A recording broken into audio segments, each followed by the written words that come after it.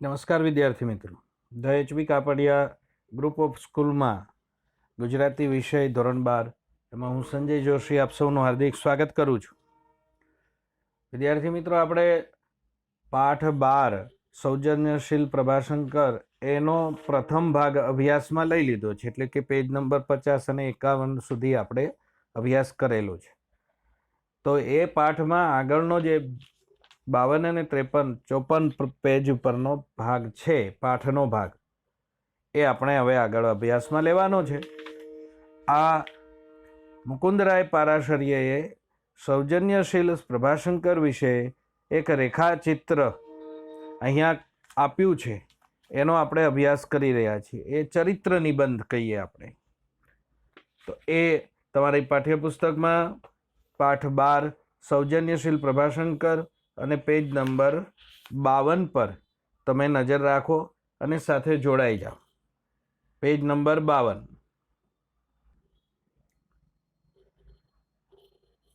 એક ભાવનગરીને કામ સોંપ્યું હતું પ્રભાશંકરે, અને ત્યાંના જે ગવર્નર હતા લોર્ડ મોરલી, એમણે કહ્યું કે ભાઈ તમે અભિનંદનને પાત્ર છો, તમારો કેસ તમે જીતી ગયા છો.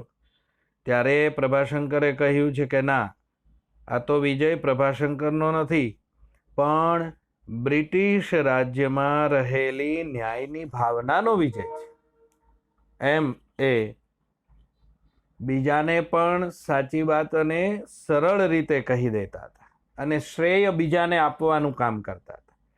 એમાં પાછા ચુકાદો જીતી ગયા છીએ, પોતાના પક્ષે ચુકાદો આવી ગયો છે એવા સમાચાર ભાવનગર રાજાને મોકલ્યા. ત્યારે તેમાં લખેલું કે આ સફળતા જે છે એનો પૂરેપૂરો શ્રેય, યશ એ ભાવનગરી જે છે પારસી, એમને જે સદગૃહસ્થને જ આભારી છે. અને આ રીતે ભાવનગરની તરફેણમાં ફેંસલો આવ્યો. પેજ નંબર 52 પર આપણે આગળ વધીએ. પ્રભાશંકરના જીવનના જુદા જુદા પ્રસંગો અહીંયા દર્શાવી અને લેખકે આપણને એમના સદગુણોની વાત કરી છે. મહારાજા પાસે હરખ કરવા ગામ લોકો આવેલા. હરખ કરવા એટલે પ્રસન્નતા દર્શાવવા. એમાં માજી દિવાન એટલે પહેલા જે દિવાન તરીકે પદ શોભાવતા હતા તેવા પૂર્વ દિવાન, અત્યારે એ રિટાયર્ડ થયા, નિવૃત્ત થયા છે, એવા વિઠ્ઠલદાસભાઈ પણ હતા. તેમણે પ્રભાશંકરનો તાર વાંચી રાજાને કહેલું કે આ પટ્ટણીના પ્રયત્નથી જ ભાવનગરની જીત થઈ છે, અને છતાં પણ પટ્ટણી જે છે એ ભાવનગરીને જ જશ દે છે. જશ, યશ એ એની મોટાઈ છે, અને આવી મોટાઈ એ પટ્ટણી જ કરી શકે, નહીતર મોટા હોદ્દા ઉપર રહેલી વ્યક્તિ એ પોતે કામ કર્યું છે એવી જ વાત કરે. તો આ રીતે એમની મોટાઈની વાત છે. ભાવસિંહજીને ત્યાં સંતાન ન હતું, તેથી શ્રી પ્રભાશંકરે વ્રત કરેલા. અને એ પછી ઈસવીસન 1912 જુલાઈની 3જી તારીખે, તમે સાથે પાઠ્યપુસ્તકમાં નજર રાખજો, સૂર્યોદય સમયે પાટવી કુંવર કૃષ્ણકુમારસિંહનો જન્મ થયો. ને તત્કાલ શ્રી પ્રભાશંકરને વધામણી આપવા મહારાજા ભાવસિંહજી પોતે અનંતવાડી ગયા. અનંતવાડી એટલે ત્યાં રહેતા હતા, એ અનંતવાડી નામના વિસ્તારમાં કે એ બંગલામાં એ રહેતા હતા. અને પાટવી કુંવર એટલે સૌથી મોટો પુત્ર, એ ગાદીનો વારસ, એને પાટવી કુંવર કહેવાય. એના જન્મ વખતે તે સમયે પ્રભાશંકર હજુ જાગ્યા ન હતા. મહારાજા પોતાની મોજડી ઉતારી હળવે પગલે પથારીએ જઈ પ્રભાશંકરની સન્મુખે જાગવાની રાહ જોતા ઊભા રહ્યા છે. રાજા સ્વયં એ રાહ જોઈને ઊભા છે. અને જ્યારે પ્રભાશંકર સ્વયં જાગ્યા ત્યારે વધામણી આપી. પોતાને ત્યાં પાટવી પુત્રનો જન્મ થયો છે એ આનંદ તો હતો જ રાજાને, પણ સાથે પ્રભાશંકરના વ્રત ફળ્યા તેનો સંતોષ પણ હતો. કારણ કે આવી વ્યક્તિ એ વ્રત કરે અને એ રાજાના ત્યાં સંતાન. તેથી વધામણી આપતા મહારાજા સાહેબે હર્ષથી ગદગદિત થઈ ગયેલા. ખૂબ ગદગદિત થઈ ગયા, લાગણી સભર બની ગયા. આ પ્રસંગ અહીંયા એટલા માટે ટાંક્યો છે કે રાજાની જે ભાવના છે એ ભાવનાનું સન્માન પ્રભાશંકરે કર્યું કે હું પણ ભગવાનને ઈશ્વરને પ્રાર્થના કરીશ કે આપને ત્યાં સંતાન થાય અને હું એના માટે વ્રત રાખીશ, એવી એક ભાવના. આમાં અંધશ્રદ્ધા નથી, પણ અહીંયા એકબીજાની પરસ્પરની ભાવનાનું સન્માન છે, એટલે માટે આ પ્રસંગ અહીંયા ટાંક્યો છે. અને રાજા પણ એ પ્રભાશંકરની ભાવનાનું સન્માન કરતા હતા. એ મહારાજા સાહેબ ઈસવીસન 1919માં દેવ થયા, મૃત્યુ પામ્યા, એટલે ભાવસિંહજી. ત્યારે પ્રભાશંકર ઈસ્ટ ઇન્ડિયા કાઉન્સિલના સભ્ય હોય ઇંગ્લેન્ડમાં હતા એ સમય, અને તેમને હિન્દના કોઈ પ્રાંતના ગવર્નર પદે સરકાર નીમવા વિચાર કરતી હતી. અને તે વખતે ભાવનગરના પ્રજાજને એટલે પ્રજાજનોએ તથા રાજ્ય કુટુંબે બાળ મહારાજાની સંભાળ રાખવા માટે અને આખા રાજ્યનો વહીવટ કરવા એ સર પ્રભાશંકરને સર પદ મળી ગયું હતું. નીમવા માટે સરકારમાં તાર કર્યો અને પત્રથી અરજી કરેલી. હવે એને ગવર્નરનું સ્થાન મળતું હતું, પણ અહીંયા પ્રભાશંકરને પાછા લાવવાની વાત હતી. સત્તા તથા વૈભવ ભર્યું ઉજળું ભાવિ છોડી દીધું, ભવિષ્ય છોડી દીધું, અને પ્રભાશંકરે એ પદ નહીં સ્વીકારે તેમ સરકાર માનતી હતી. સરકારને એવું હતું કે ભાઈ આ નાનું એક રાજ્ય, ભાવનગર રાજ્ય, એનું સંચાલન કરવા મોકલશે અને અહીંયા તો અમે મોટા એક રાજ્યના એને ગવર્નર બનાવવા માંગીએ, તો એ આવું નાના રાજ્યની કોઈ વાત નહીં સ્વીકારે એ માનતી હતી. એ બે વચ્ચે પસંદગી કરવાનું પ્રભાશંકરને કહેવામાં, અને ત્યારે તરત તેમણે ભાવનગર રાજ્યનું વાલીપણું સ્વીકાર્યું, વાલી બન્યા. એમ પોતે એના માલિક નહીં, ટ્રસ્ટી થઈ, અને એને બહુ એક વડીલ જેમ સાચવે એમ સાચવીને એ કામ કર્યું. અને કારણ પૂછ્યું તો સરકારને એમણે જણાવ્યું કે ભાવસિંહજી મહારાજની ઈચ્છા હતી કે તેમના પાટવી કુંવર એટલે મોટા રાજકુમાર એ મારા હાથ તળે ઉછરે, એટલે મારા દેખરેખમાં મોટા થાય. અને હાલ જ્યારે એ નામદારની હયાતી નથી, એટલે કે એ રાજા ભાવસિંહજી મહારાજ રહ્યા નથી, ત્યારે મારી પહેલી ફરજ છે કે એ મારે આજ સ્વીકારવું જોઈએ. આમ એમણે સત્તાનો મોહ રાખ્યો ન હતો. એ પછી તેઓ ભાવનગર રાજ્યના એડમિનિસ્ટ્રેટરના પદે આવ્યા. Administrator, IAS, Indian administration service, એટલે કે આ રાજ્યના બધા અધિકારીઓ કહેવાય, કલેક્ટર કક્ષાના અને બધા રાજ્યમાં જે હોય તે બધા, એ IAS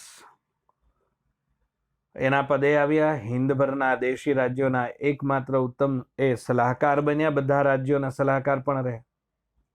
1930-31માં કાશ્મીરના મહારાણાએ રાજ્યના પ્રશ્ન અંગે સર પ્રભાશંકરને આમંત્ર્યા, બોલાવ્યા અને સલાહ લીધી, અને એનું પરિણામ બહુ ઘણી સરળતાથી સારું આવે. એટલે મહારાણાએ કહ્યું, કાશ્મીરના મહારાણાએ, કે ભાવનગર તો બહુ ખાબોચિયા જેવું, જો લાલચ આપે છે રાણા, અને આપને માટે ઘણું નાનું કહેવાય. તમે તો બહુ મોટા છો, મોટા જ્ઞાની છો, સમજદાર છો, વિશાળ દ્રષ્ટિકોણ ધરાવો છો, આવડત છે, એટલે આપ કાશ્મીરને પોતાનું કરો. અર્થાત કે તમે કાશ્મીરમાં આવો અને અમારી સાથે અમારા રાજ્યમાં કામ સંભાળો, તો હું માસિક 5,000 થી ઓછા નહીં આપું અને આપની યોગ્ય કદર કરીશ. એ સમયે 5,000 એટલે લાખો રૂપિયા થાય. આ રીતે લાલચ આપી હતી. એટલે પ્રભાશંકરે જવાબ આપ્યો, મારા પર આપ વિશ્વાસ ન રાખો તો આવું જવાબ જોજો બરાબર. મહારાણાને આશ્ચર્ય થયું કે એવી શરત કેમ મૂકો છો? ત્યારે પ્રભાશંકરે કહ્યું કે ભાવનગરના મહારાજા ભાવસિંહજીએ મને આગળ આણ્યો એટલે હું છેક નાના ગામડામાં હતો, મોરબીમાં હતો, એક ગામડામાં શાળામાં હતો, પછી મોરબી રાજા ત્યાં કારભારમાં આવ્યો, અને ત્યાંથી ભાવનગરના રાજા મને અહીંયા લઈ આવ્યા અને આગળ લઈ આવ્યા. એ દેવ થયા, એ મૃત્યુ પામ્યા, ત્યારે તેના સંતાનો મને સોંપતા ગયા છે, ત્યારે આના વાલી બનાવીને ગયા છે, આમની જવાબદારી મને સોંપી ગયા છે. આ સંતાનો થાપણ રૂપે મને આપ્યા છે. જો હું સત્તા કે ધનને લોભે એ બધું ભૂલી, એ બધું ફગાવી અને કાશ્મીર આવું તો પછી હું આપણને કે કાશ્મીર રાજ્યને વફાદાર રહું એવો વિશ્વાસ આપે મારામાં રાખવો ન જોઈએ. ના તો ન પાડી, પણ જવાબ એવી રીતે આપ્યો કે રાજાને થયું કે સાલું આ માણસ આપણે આને લઈ જઈ શકતા નથી ને આવો માણસ જો શોધી શકતા નથી. એવી મહાન વિભૂતિ કે મારી જવાબદારી છે આ નાના બાળ રાજાની કાળજી લેવાની, ભાવનગરની કાળજી લેવાની, એ ન છોડી શકાય મારે. આ રીતે પ્રભાશંકરની અંદર નિસ્પૃહતા, લાલચ રહિતપણું, મોહ વગરનું, નિરઅભિમાનીતા. જો નિરઅભિમાનીપણાની વાત શબ્દ છે, એમાં નિરઅભિમાની જોડની ધ્યાનમાં રાખજો. અભિમાન રહિતપણું અને એની સાથે સત્યનિષ્ઠ અને પરહિત સાધક, બીજાનું કલ્યાણ કરવામાં તલ્લીન. તેને અંગે તેના પરિચયમાં જે કોઈ આવતા તે પછી રાજા હોય કે રંક હોય, ગરીબ હોય કે રાજા, નોકર હોય કે બ્રિટનના મહાન અમલદાર હોય, અને બાળક હોય કે મોટી ઉંમરના હોય, દરેકને એ લાગતું કે પટ્ટણીજી તો પોતાના જ છે. એમનું વિશાળ હૃદય અને વાત સમજાવવાની સ્વાભાવિક કુશળતા હતી એમનામાં. એના લીધે અંગ્રેજ અમલદારોને તેમના ઉપરીઓ તરફથી સલાહ મળતી કે if you have you differ from or fight with sir Prabhashankar, do it on paper, never discuss the point with him personally, otherwise he shall turn your his opinion. આવું કહીને જતા, એટલે અર્થાત કે તમારે પ્રભાશંકર સાથે મતભેદ દર્શાવવો હોય તો કાગળ પર લડવું, કદી એમને રૂબરૂમાં મળવાની વાત કરશો નહીં, નહીં તો તમારો એ મત બદલી નાખશે, તમારો ઓપિનિયન એ ટર્ન કરી નાખશે. એવી એમની એક સૂક્ષ્મ દ્રષ્ટિ, સમજદારી એ તમને સમજાવી જશે. આ બ્રિટિશરો આવો અભિપ્રાય આપતા હતા. ગાંધીજી સાથે પણ પ્રભાશંકરને ખૂબ મિત્રાચારી હતી, અને ગાંધીજી સાથેના એના પ્રસંગની વાત લેખક હવે આગળ કરી રહ્યા છે. પૂજ્ય ગાંધીજી અને પ્રભાશંકર રાજકોટ હાઈસ્કૂલમાં સાથે ભણતા, અને ત્યારથી એમની બંનેની પીછાણ. ગાંધીજી આફ્રિકા હતા અને ત્યારે તેમના કાર્યથી પ્રભાશંકર વાકેફગાર હતા, જાણકાર હતા, બધું શું કામ કરે છે બધી ખબર હતી. અને ગાંધીજી હિંદ આવ્યા પછી બંને ગાઢ મિત્રો બની ગયેલા. પ્રભાશંકર ગાંધીજી પ્રત્યે માનથી જોતા, છતાં પોતાને સત્ય લાગતી વાત તેમને કહી જ દેતા. 1923ની વાત, સત્યાગ્રહની લડતને નામે હિંસક તોફાનો થયા. આ પ્રસંગ ધ્યાનમાં રાખજો, 2 માર્કમાં પૂછાય એવો છે. ત્યારે ગાંધીજીને રૂબરૂ મળીને તેમણે સમજાવ્યું પ્રભાશંકરે કે આવા તોફાનથી આપના અહિંસક સત્યાગ્રહના મૂળમાં ઘા થાય છે. એટલે કે એ જ મૂળ ઉડી જાય છે, રહેતું નથી. તમે અહિંસક સત્યાગ્રહની વાત કરો છો અને અહીંયા લોકો સહિંસક બની જાય છે, તો આવા તોફાનો તો તમારા મૂળ જે સિદ્ધાંત છે એના ઉપર ઘા કરે છે, અને એના કારણે આપની પ્રતિષ્ઠા પણ ઘટે છે, માન, આબરૂ, સન્માન ઓછું થાય, માન ઘટે છે, ને જગતની આંખે આપનું કાર્ય દંભ રૂપે દેખાય એવું બને છે. તમે ખાલી નાટક કરો છો એવું લાગે છે. એટલે એવા સમયે તમારે ધ્યાન રાખવું જોઈએ. આવી સલાહ આપી. આ રીતે ગાંધીજીને એમણે સલાહ આપી, અને એવે વખતે સત્યાગ્રહ પાછો ન ખેંચી લેવો તે હિમાલય જેવડી ભૂલ છે, આવું એમણે કહી દીધું ગાંધીજી. ગાંધીજીને આ વાત ખરી લાગી, સત્યાગ્રહ પાછો ખેંચી લેવાય. અને ગાંધીજીએ પ્રભાશંકરે કહેલી વાત અને એ મુદ્દાને હિમાલય જેવડી ભૂલ એ નામે લેખ લખ્યો. નવજીવન પ્રેસમાં તે સમયે પ્રસારિત થતું હતું. તે ઈસવીસન 1924ની આ 23ની ઘટના. હિમાલય જેવડી ભૂલ એ કોણ કરી રહ્યું હતું? ગાંધીજી. હિમાલય જેવડી ભૂલ કરતા ગાંધીજીને કોણે અટકાવ્યા? પ્રભાશંકરે. ભાવનગર 1924માં ભાવનગર ખાતે કાઠિયાવાડ રાજકીય પરિષદ બોલાવવા હિલચાલ થઈ. આખા કાઠિયાવાડમાં જેટલા રાજાઓ હોય એ બધાની પરિષદ એક બોલાવી, એક સભા. પરિષદ એટલે સભા.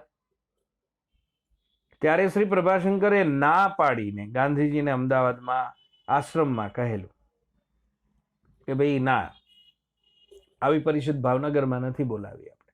એ સમયે શું ભાવનગરનું એ સંચાલન કરી રહ્યા હતા પ્રભાશંકર. ગાંધીજી એમના મિત્ર હતા. ભાવનગરમાં હાલ કારણ આપે છે પ્રભાશંકર, ભાવનગરમાં હાલ બાલ મહારાજા છે. મહારાજ અને બીજા રાજ્યો સાથે રાજકીય તેમાં કૌટુંબિક સંબંધ છે. એ ભાવનગરને આંગણે પરિષદ મળે ને પરિષદમાં બીજા રાજ્યો વિરુદ્ધ કોઈ ઠરાવ થાય તો તે રાજ્યોનો ભાવનગર સાથે સંબંધ બગડે. તે માટે હું ના પાડું છું. પણ જો બીજા રાજ્યોની વિરુદ્ધમાં ઠરાવ ન કરવાના હોય અને આપ પોતે પ્રમુખ થવાના હો તો ખુશીથી ભાવનગરમાં પરિષદ કરો. હા, આવો, કઈ વાંધો નહીં, શરત આટલી જ, હું બધી સગવડ અપાવીશ અને એ પરિષદમાં ભાવનગરની વિરુદ્ધ જેને જે કહેવું હોય તે કહેવાની છૂટ છે. એટલે ભાવનગર વિરુદ્ધ પણ ઠરાવ કરશો તો કોઈ વાંધો નહીં, પણ બીજા રાજ્ય વિશે ઠરાવ કરવા નહીં દો. આ એક રાજકીય અને દૂરંદેશી દ્રષ્ટિકોણ ધરાવનારા પ્રભાશંકર. ગાંધીજી પાસે તે વખતે બીજા માણસો પણ હતા. બધાની હાજરીમાં ગાંધીજીએ પ્રભાશંકરને હસીને પૂછ્યું, ધારો કે મારા પ્રમુખ પદે ત્યાં પરિષદ ભરાય ને તેમાં બીજા કોઈ રાજ્ય વિરુદ્ધ ઠરાવ થાય તો તમે શું કરો? પરિષદમાં હું પ્રમુખ થાવ પણ ઠરાવ થઈ જાય તો શું કરો? પ્રભાશંકરે સામે હસીને કહ્યું, તો ભાવનગરની જેલ છે ને એ દૂધથી ધોવડાવીને આપને તેમાં પધરાવું ને હું આપની પાસે બેસું. કહેવાનો અર્થ છે કે એવું આ નિયમ વિરુદ્ધ કરો ને, આપણી શરત વિરુદ્ધ, તો તમને જેલમાં નાખી દો. પણ ભાષા એમની જો.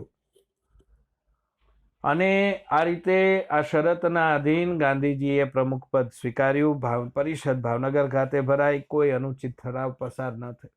આ રીતે સરસ રીતે કામ અને સંચાલન કરનારા.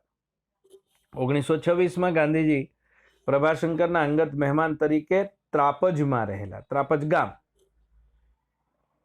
12/3/30 રોજ આશ્રમેથી ગાંધીજી દાંડી કૂચ માટે નીકળ્યા. ત્યારે તેમની સાથે આ સર પ્રભાશંકર પણ હતા. આ ઐતિહાસિક ઘટનાઓના તેઓ સાક્ષી પણ હતા અને એમની સાથે રહેલા છે. જ્યારે બીજી ગોળમેજી પરિષદ ભરી અને કોંગ્રેસ આગેવાનો તથા સરકારના સત્તાધીશોના આશ્ચર્ય વચ્ચે ગાંધીજીને સમજાવીને પ્રભાશંકર તેમને ઇંગ્લેન્ડ લઈ ગયા. શ્રી પ્રભાશંકરે એ વખતે ગાંધીજીને કહેલું કે હું જાણું છું કે અંગ્રેજ સત્તાધીશો હાલ સ્વાર્થથી અંધ છે. ગાંધીજી તો ના જ પાડતા હતા, મારે હવે બીજી ગોળમેજી પરિષદમાં જવું જ નથી, તેથી પરિષદ સફળ નથી જવાની. પણ આપનું ત્યાં જવું નિષ્ફળ નહીં થાય, કારણ કે ત્યાં જવાથી ત્યાંની પ્રજા આપ વિશે કે હિન્દ વિશે ખરેખર વાકેફ થશે. તમે જે કહેશો એ સાંભળશે તો ખરા ને બધા. ત્યાંની પ્રજા તો સાંભળશે, સરકાર સાંભળશે, પણ નહીં સ્વીકારે કઈ વાંધો, પણ બાજુમાં જે લોકો છે એ તો સાંભળશે ને. ત્યાંના પ્રજાજનો તો સાંભળશે ને, એની લાગણી તો જન્મશે અને આપણી માગણી ન્યાયપૂર્વકની છે એમ સમજશે અને તે હિન્દ માટે અનુકૂળ વાતાવરણ ઘડશે. સમય જતા તો આ લાંબો વિચાર કરવો અને ગાંધીજીને સમજાવીને લઈ જવા, આ વાત છે. એ પણ કામ પ્રભાશંકરે કરેલું છે. ગોળમેજી પરિષદમાં પ્રભાશંકરને પણ આમંત્રણ હતું. ત્યાંના એક સત્તાધારીએ શ્રી પ્રભાશંકરને કહેલું, તમે સામાન્ય વ્યક્તિ નથી. વખાણ કરે છે સામે. સરકારને તમારામાં વિશ્વાસ છે ને એ ઈચ્છે છે કે કોઈથી દબાયા વગર તમે સ્વતંત્ર અભિપ્રાય આપશો. એ ગોળમેજી પરિષદની અંદર વાત કરી. ઉત્તરમાં પ્રભાશંકરે આ પ્રકારે કહેલું, આપ જાણો છો કે કેવળ હિન્દના લાભ માટે નહીં પણ ભારોભાર બ્રિટનના અને માનવજાતના હિત માટે શ્રી ગાંધીજી વાત કરે છે. એટલે આપે ગાંધીજીને પૂરા સાંભળવા એવી મારી વિનંતી. અમે અમારી અંગત વાત બોલીએ છીએ. જ્યારે ગાંધીજી સમગ્ર હિન્દની વાત કરી ત્યારે પ્રભાશંકર ભાવનગર રાજ્યના પ્રતિનિધિ તરીકે ગયા હતા. એટલે પછી ભાવનગરના જ મુદ્દાઓને રજૂ કરવાના હોય ને એટલા માટે કહે છે. આપ બીજાઓને મોટા બનાવી પૂછો છો, જેથી સામા માણસને એમ થાય કે હું કાંઈક છું, ને તેથી ગાંધીજીની જુદા પડી નવી કે આડી વાત બોલે અને તેથી સમાધાન ન થાય. ત્યારે સરકાર કહે છે કે તમે અંદર અંદર એકમત નથી, ત્યાં અમે શું કરીએ? તો આવી નીતિ અંગ્રેજોની હતી, એને મોઢા ઉપર કહી દીધું. તો એવી પરિસ્થિતિમાં આપ મને ન મૂકો, હું બ્રિટન તથા હિન્દ બંનેનું હિત ચાહું છું. એટલે ગાંધીજી જે કહે તેમાં તમારી સંમતિ સમજજો અને બ્રિટને ગાંધીજીને સાંભળવા, તેના કથનને માન્યતા આપવી, તેમાં બ્રિટનનું હિત થશે, તેમજ તેનો મોભો વધશે એવી મારી માન્યતા છે. તો આ રીતે બીજી ગોળમેજી પરિષદમાં પણ એના મત અને એમણે રજૂ કરતા સાથે સાથે ગાંધીજીના મતને મહત્વનો દર્શાવ્યો. શ્રી પ્રભાશંકર વિશે આ રીતે ઘણા બધા પ્રસંગો છે. એમાંથી આ થોડાક પ્રસંગો લઈને અહીંયા આપણે ચરિત્રલેખ ભણી રહ્યા છીએ. શ્રી પ્રભાશંકર સમજતા હતા કે ગોળમેજી નિષ્ફળ જવાની છે, પણ ભારતને થોડા વર્ષોમાં સ્વતંત્રતા મળવાની જ છે. આથી ગોળમેજી પરિષદ વખતે શ્રી પ્રભાશંકરે એક બીજું કાર્ય પણ કર્યું.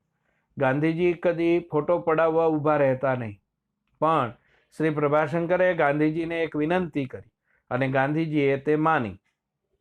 તે વિનંતી એવી હતી કે ઇંગ્લેન્ડના નામી ચિત્રકાર સર ઓસ્વાલ્ડ બિરલી પાસે ગાંધીજી નિત્ય 1 કલાક જઈને ઊભા રહે અને તે ચિત્રકાર તેમનું તૈલચિત્ર તૈયાર કરી આપે. ગાંધીજીએ લાગટ 8 દિવસ સુધી એ રીતે પોઝ આપ્યો, એ રીતે એક જ સાઇઝમાં ઊભું રહેવું ને એક જ રીતે ઊભું રહેવું. અને તે તૈલચિત્ર પોતાના ખર્ચે પ્રભાશંકરે તૈયાર કરાવ્યું, હિન્દ લાવેલા. પણ એ પેટી ખોલાવી ન હતી અને પોતાનો અંતકાળ નજીક આવ્યો, એટલે કે મૃત્યુ સમય નજીક આવ્યો, એમણે એ પેટી પોતાના જ્યેષ્ઠ એટલે મોટા પુત્ર શ્રી અનંતરાયને સોંપી અને કહ્યું કે આમાં પૂજ્ય ગાંધીજીનું લાઈફ સાઇઝનું તૈલચિત્ર છે, એટલે પૂરેપૂરું આખું. તે ભારતને સ્વતંત્રતા પ્રાપ્ત થાય ત્યારે તેની વડી ધારાસભાને ભેટ આપવાનું છે. જો એ ચિત્ર બનાવ્યું ને એમાંય ભેટ આપવા માટેની કલ્પના અને જોડેલ વિચાર હતો, એ આખી વાત આમાં જોવાની આવે. આ